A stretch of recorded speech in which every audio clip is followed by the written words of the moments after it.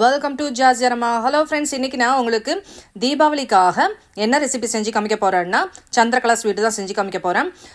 நம்ம நம்மளுடைய சேனல்ல ஆல்ரெடி தீபாவளிக்காக மைசூர் பாக்கு, அப்புறம் முறுக்கு, அதுக்கப்புறம் பாதுஷா எல்லாமே நம்ம செஞ்சு காமிச்சிருக்கோம். நான் லேயர் பாதுஷா எல்லாமே போட்டிருக்கிறேன். இப்போ நம்ம செஞ்சு காமிக்க போறது சந்திரகலா ஸ்வீட். இது கிட்டத்தட்ட பாதுஷா மாதிரி தான் இருக்கும். பாதுஷால பூரணம் வைக்க மாட்டோம், சந்திரகலால பூரணம் வச்சு இந்த மாதிரி மடக்கி நம்ம இந்த மாதிரி ஓரங்கள் டிசைன் பண்ணி செய்யறதால இது பார்க்கறதுக்கும் சரி சாப்பிடுறதுக்கும் சரி ரொம்ப ஜூசியாகவும் டேஸ்டியாகவும் இருக்கும். இந்த ரெசிபி உண்மையிலே ரொம்பவே டேஸ்டியா இருக்கும், எல்லாருக்குமே ரொம்ப பிடிக்கும். இதை பிச்சு பார்க்கும்போது பாருங்க, அந்த லேயர் வருது பாருங்க, இந்த மாதிரி கரெக்டான பதத்தில் வந்தாதான் இது கரெக்டான பதத்தில் ரெடியா இருக்குன்னு அர்த்தம். இப்போ இந்த ரெசிபி எப்படி செய்யலாங்கிறத பார்க்கலாம். அதுக்கு ஒரு பவுல்ல நான் 2 கப் மைதா மாவு ஜலிச்சு சேர்த்துருக்கேன். 3 சிட்டிகை உப்பும் 1/4 டீஸ்பூன் பேக்கிங் பவுடரும் சேர்த்துக்கோங்க. சேர்த்துட்டு ஃபர்ஸ்ட் நல்லா கலந்து விட்டுக்கோங்க. அதுக்கப்புறம் 3 டேபிள் ஸ்பூன் அளவுக்கு நெய் சேர்த்துக்கோங்க. 2 கப்பு மைதா மாவுக்கு 3 டேபிள் ஸ்பூன் நெய் தாராளமாக சரியா இருக்கும்.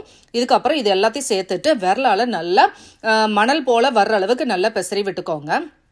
மாவு இந்த அளவுக்கு ரெடியானதுக்கு அப்புறம் கொஞ்சம் கொஞ்சமா நம்ம தண்ணி சிலுக்கி விடணும். பிடிச்சா இந்த பதத்துக்கு வந்துட்டுனா இது சரியான பதத்தில் இருக்குன்னு அர்த்தம். நெய் போதுமானதா இருக்குன்னு அர்த்தம். நெய் அந்த மாதிரி பிடிக்கிற பதத்தில் இல்லைன்னா எக்ஸ்ட்ரா 1 ஸ்பூன் நெய் சேர்த்து நல்லா பிசைஞ்சுக்கோங்க. அதுக்கப்புறம் கொஞ்சம் கொஞ்சமா தண்ணியை தெளிச்சு தான் இதில் பிசையணும். இந்த மாதிரி 4 விரலை வச்சு தான் நம்ம அப்படி 4-5 விரலை மட்டுமே வச்சு நல்லா அப்படி கோதுனாப்புல நல்லா மாவை பிசையணும். சப்பாத்தி மாவு மாதிரி ரொம்ப டைட்டாக அழுத்திலாம் பிசையக்கூடாது. அப்படி பிசைஞ்சாதான் உள்ள இந்த மாதிரி லேயர் கட்டிங்லாம் வரும். அதனால சாஃப்டான பதத்தில் மாவை ரெடி பண்ணி ஒரு 10 நிமிஷம் மட்டும் ஊற வைங்க. இந்த ஸ்டேஜில் உள்ள வைக்கிற பூரணம் ரெடி பண்ணிடலாம். அதுக்கு அடுப்பை பற்ற வச்சுட்டு ஒரு பேனில் 1 டீஸ்பூன் மட்டும் நெய் சேர்த்துக்கோங்க. அதோட நான் இனிப்பு இல்லாத கோவா சேர்த்துருக்கிறேன். 100 கிராம் அளவுக்கு சேர்த்துருக்கிறேன்.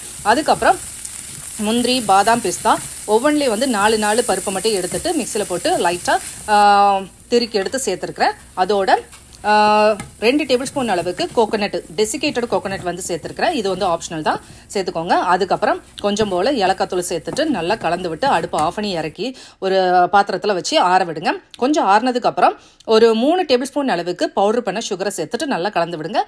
நான் சேர்த்துருக்கிற அந்த சுகர் ரொம்ப மைல்டாகவே இருக்கும். ஏன்னா நம்ம சுகர் சிரப்பை வேற ஊற வச்சு வேற எடுப்போம். அதனால இன்னும் கொஞ்சம் இனிப்பு கொஞ்சம் உள்ள வேற போகும். அதனால இந்த அளவுக்கு சுகர் போதுமானதாக இருக்கும். அதுக்கப்புறம் இதுக்கு நம்ம ஜீனி பாகு ரெடி பண்ணணும். அதுக்கு அடுப்பை பற்ற வச்சுட்டு ஒரு பேனை வைங்க, இல்லைன்னா ஒரு கடாய் வச்சுட்டு அதில் 2 கப் இல்லைன்னா 1.5 கப் அளவுக்கு சுகரை சேர்த்துக்கோங்க.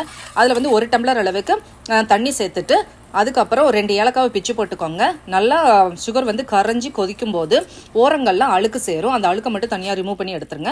அதுக்கப்புறம் ஃப்ளேமை சிம் பண்ணிட்டு ஒரு 5 நிமிஷம் வச்சோம்னா நல்ல தேன் மாதிரி வரும். அதாவது இந்த ஸ்டேஜில் நம்ம பாகு பதம் எந்த அளவுக்கு இருக்குன்னு பார்த்துக்கிடலாம். கையில் இந்த மாதிரி கம்பி அரை கம்பி விட்டு அப்படி உடஞ்சி வந்துச்சுன்னா இது சரியான பதம். இதுக்கும் தாண்டி போச்சுன்னா நம்மளுக்கு சுகர் மேலே பூத்த மாதிரி வரும். அப்படி வேண்டாம், இந்த ஸ்டேஜ் கரெக்டாக இருக்கும். அடுப்பை விட்டு இறக்கி வச்சிருங்க.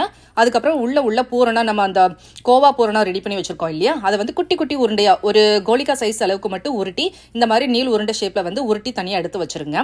அதுக்கப்புறம் நம்ம ரெடி பண்ணி வச்ச மாவு ஊறிடுச்சு. இப்போ இந்த மாவு நான் பாதியா பிச்சு எடுத்து நீளமா முதல்ல திரட்டிக்கிறேன். நீளமா உருண்டையா திரட்டிக்கிட்டோம்னா நம்ம குட்டி குட்டி பீஸா சந்திரகலா ஸ்வீட் செய்யறதுக்கு சின்ன சின்ன பீஸா போட்டோம்னா கரெக்டா இருக்குங்கிறதால நான் இந்த சைஸ் அளவுக்கு எடுத்துருக்கிறேன். இந்த சைஸ் சரியா இருக்கும். உங்களுக்கு எந்த அளவுக்கு வேணுமோ அந்த மாதிரி எடுத்துக்கோங்க. நம்ம எடுத்துக்கிற பூரணத்துக்கு இந்த சைஸ் மாவு சரியா இருக்கும். இந்த மாதிரி குட்டி குட்டி பீஸா நம்ம முதல்ல கட் பண்ணி எடுத்து வச்சுக்கலாம். இது காயாத அளவுக்கு அந்த பாத்திரத்தில் போட்டு மூடி வச்சுக்கோங்க. ஒவ்வொரு பீஸா எடுத்து நம்ம வட்டமா நல்லா தேய்ச்சிக்கலாம். நான் இந்த மாதிரி உள்ளங்கையிலே வச்சு முதல்ல அமுக்கி எடுத்து விட்டுக்கிறேன். அதுக்கப்புறம் நம்ம உள்ளங்கையை வச்சு நல்லா தேய்ச்சி விட்டுக்கலாம். நல்லா மெல்லிசா இந்த மாதிரி அமுக்கி விட்டுக்கோங்க. இதுக்கு நம்ம அந்த ரோலிங் பின்னு, அந்த சப்பாத்தி கட்டை, அந்த இதெல்லாம் வச்சுலாம் தேய்க்கணும்னு அவசியம் இல்லை. சும்மா இந்த மாதிரி உள்ளங்கையை வச்சு நல்லா தட்டி விட்டு ஈவனா தின்னா வச்சுக்கோங்க. அதுக்கு மேல நம்ம ரெடி பண்ணி வச்ச இந்த பால்கோவா பூரணத்தை வச்சுக்கலாம். இனிப்பு இல்லாத கோவா உங்களுக்கு கிடைக்காட்டி இனிப்பு உள்ள பால்கோவா கடையில் கிடைக்கும் இல்லையா, அதையே நீங்க சேர்த்துக்கலாம். அப்படி சேர்க்கும் போது நீங்க பவுடர் சுகர் சேர்க்க தேவையில்லை.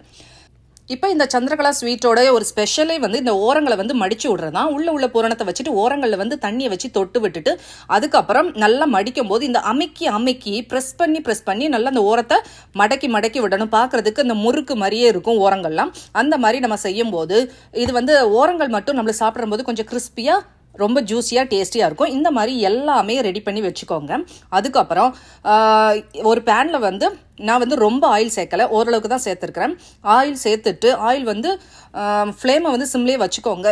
ரொம்ப ரொம்ப மைனூட்டான ஒரு சூடு தான் இருக்கணும். அதாவது கை பொறுக்கிற சூடும் இல்லையா, அந்த அளவுக்கு சூடு மட்டும் இருக்கணும். அந்த ஸ்டேஜில் நம்ம எல்லாத்தையும் போட்டுட்டு ஃப்ளேமை ரொம்ப சிம்லேயே வச்சுட்டு ஒரு பக்கம் வந்து ஒரு 10 நிமிஷம் நல்லா அது வேகட்டும். ஒரு பக்கம் 10 நிமிஷம் வெந்ததுக்கப்புறம் திருப்பி போட்டு இன்னொரு பக்கம் ஒரு 10 நிமிஷம் வேகட்டும். இதே நான் ஆயில் வந்து கொஞ்சம் மூழ்கிற அளவுக்கு நிறைய விட்டுருந்தோம்னா நம்ம திருப்பி போட வேண்டிய அவசியமே இருக்காது. அதுவே ஒன்றுக்குள்ள பிறண்டு வந்து நல்லா வந்து வெந்து வந்துடும். வீட்டில் செய்யும்போது ரொம்ப ஆயில் யூஸ் பண்ண வேண்டாம். இந்த அளவுக்கு நீங்கள் செஞ்சாலே போதுமானதாக இருக்கும். இப்போ 2 பக்கமும் ஒரு 10 நிமிஷம் நல்லா இந்த மாதிரி லைட்டான பொன்னிறமாக வரும்போது நம்ம வந்து இந்த ஒரு பாதுஷா வந்து அதாவது சந்திரகலா ஸ்வீட்டை வந்து நம்ம எடுத்து பார்த்தோம்னா மேலங்க வந்து டக் டக் டக்குன்னு தட்டுற சவுண்டு மாதிரி கேட்கும். அந்த மாதிரி கொஞ்சம் ஹார்டாக தெரியும். இந்த மாதிரி ஸ்டேஜ் வந்தாலே நம்மளுக்கு வந்து இந்த சந்திரகலா வந்து ரெடி ஆயிடுச்சுன்னு அர்த்தம். இந்த ஸ்டேஜில் நம்ம அடுப்புல இருந்து அதாவது எண்ணெயிலேருந்து நம்ம எடுத்து வச்சிடலாம். இப்போ நம்ம ரெடி பண்ணி வச்ச சந்திரகலா ஸ்வீட்டோட ஒரு பகுதி வந்து ரெடி ஆயிடுச்சு. அதாவது நம்ம ஒரு பேட்ச் போட்டிருக்கோம் இல்லையா, அது வந்து ரெடி ஆயிடுச்சு. இன்னொரு பேட்ச் வந்து நான் அடுத்து பொரிச்சு எடுத்து வச்சிருந்தேன். இப்போ ஃபர்ஸ்ட் பொரிச்சு எடுத்து வச்ச இந்த பேட்சை மட்டும் நம்ம வந்து ரெடி பண்ணி வச்ச சுகர் சிரப்பில் போட்டு நம்ம ஊற வைக்க போகிறோம். இப்போ வந்து நம்ம ரெடி பண்ணி வச்சுக்க சந்திரகலா ஸ்வீட் வந்து சூடாக இருக்கும் போதே சுகர் சிரப்பு லைட்டாக வார்மான பதத்தில் இருக்கணும், வார்ம் சூட்டில் இருக்கணும். அப்படி சூடு இல்லாட்டா நீங்கள் அடுப்பில் வச்சு லைட்டாக சூடு கட்டிக்கோங்க. அதுக்கப்புறம் நம்ம ரெடி பண்ணி வச்சு அந்த சந்திரகலா ஸ்வீட்டை வந்து சுகர் சிரப்பில் போட்டு 2 பக்கமும் நல்லா புரட்டி ஒரு 10 நிமிஷம் மட்டும் ஊறட்டும். 10 நிமிஷம் ஊறினாலே போதும். நல்லா சுகர் சிரப்பு வந்து உள்ள அப்சர்வ் ஆகிட்டு உள்ள பூரணம் வரைக்குமே அந்த சுகர் சிரப்பு உள்ள போய் நம்மளுக்கு சாப்பிடும்போது நல்லா ஜூஸியாக டேஸ்ட்டாக இருக்கும். ரொம்பவே ஸ்வீட்டாக இல்லாமல் மைல்டான ஸ்வீட்டோட ரொம்பவே டேஸ்டியாக இருக்கும். நான் சேர்த்துருக்கிற இந்த சுகர் அளவு எல்லாமே கரெக்டாக இருக்கும். இதே பக்குவத்தில் நீங்களும் உங்கள் வீட்டில் இதே மாதிரி செஞ்சு பாருங்கள், ரொம்பவே டேஸ்ட்டாக இருக்கும். இந்த தீபாவளிக்கு நீங்களும் உங்கள் வீட்டில் இதே மாதிரியான சந்திரகலா ஸ்வீட்டை செஞ்சு பார்த்துட்டு எப்படி வந்துச்சுங்கிறத எனக்கு கமெண்ட் பண்ணி சொல்லுங்கள். அதோட இந்த வீடியோ பிடிச்சிருந்துச்சுன்னா உங்கள் ஃப்ரெண்ட்ஸ்க்கு ஷேர் பண்ணுங்கள், லைக் பண்ணுங்கள், கமெண்ட் பண்ணுங்கள், சப்ஸ்கிரைப் பண்ண மறந்துடாதீங்க. உங்களை நெக்ஸ்ட் வீடியோ சந்திக்கும் வரை பாய் அண்ட் தேங்க்யூ.